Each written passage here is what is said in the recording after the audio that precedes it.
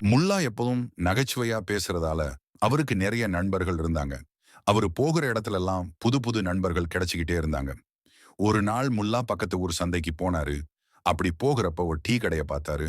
ரொம்ப தூரம் நடந்து வந்த முல்லா அந்த டீ கடையில கொஞ்ச நேரம் உட்கார்ந்து இளைப்பாறன்னு நினைச்சாரு. அந்த டீ கடைக்கு முன்னாடி 2 கயித்து கட்டில் இருந்துச்சு. அதுல ஒரு கட்டில்ல 2 நண்பர்கள் உட்கார்ந்து பேசிக்கிட்டு இருந்தாங்க. டீ கடைக்கு உள்ள போன தனக்கு ஒரு டீ வாங்கிட்டு வெளியில வந்து அவரு ஒரு கயித்து கட்டில்ல உட்கார்ந்தாரு. அப்பத்தான் எதிர்ல உட்கார்ந்திருந்த நண்பர்கள் சோகமா உட்கார்ந்து எதையோ பத்தி மும்முரமா பேசிக்கிட்டு இருக்கிறத கவனிச்சாரு. முதல் நண்பன் சொன்னாரு, என்னோட பழைய நண்பர் நேத்து சண்டை மட்டும் போடலைன்னா இந்நேரம் அவங்க கூட உட்கார்ந்து டீ குடிச்சுக்கிட்டு இருந்திருப்பேன்னு சொன்னாரு. அதுக்கு இன்னொரு நண்பர் சொன்னாரு, நானும் அதனாலதான் இன்னைக்கு உன் கூட உட்கார்ந்து டீ குடிக்கிட்டேன். போன வாரம் என்னோட சண்டை போட்ட என்னோட நண்பன் இன்னும் என் கூட பேசலன்னு சொன்னாரு. உடனே முதல் நண்பர் சொன்னாரு, அவன் ரொம்ப நல்லவன் தான்.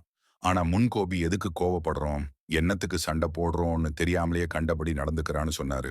அதுக்கு 2வது நண்பன் சொன்னாரு, ஆமா ஆமா, கோபம் இருக்கிற இடத்துல தான் நல்ல குணம் இருக்குங்கிற மாதிரி என்னோட நண்பனும் இப்படித்தான் தேவையில்லாத விஷயத்துக்கு எல்லாம் சண்டை போடுவான்னு சொன்னாரு. அப்பதான் முல்லாவுக்கு புரிஞ்சது, இவங்க ஒவ்வொருத்தருக்கும் தனித்தனியா ஒரு நல்ல நண்பர் இருக்காங்க.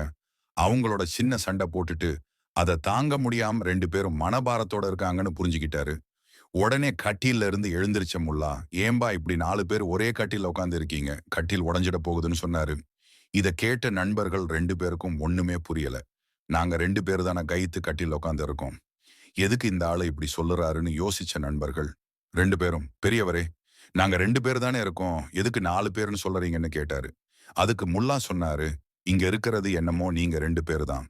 ஆனா நீங்க உள்ளதால உங்களோட நண்பர் நினைச்சுக்கிட்டு இருக்கீங்க.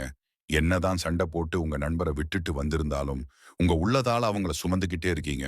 உங்க நண்பர்களை பத்தி எனக்கு தெரியாது. அவரு நல்லவரா கெட்டவரான்னு கூட எனக்கு தெரியாது. ஆனா அவரோட நட்பு வச்சிருந்த நீங்க எப்பயும் அவங்களுக்கு ஒரு நல்ல நண்பர் தான். நீங்க போய் உங்க நண்பர்களை பாருங்க. இந்த சின்ன சண்டைய பத்தி ஒரு வார்த்தை கூட கேட்காம உங்க கூட சேர்ந்துருவாங்க. நல்ல நண்பர்களை எப்பவும் தொலைச்சிடுதீங்க. உங்க வாழ்க்கை ரொம்ப நல்லபடியா இருக்கும்னு சொன்னாரு.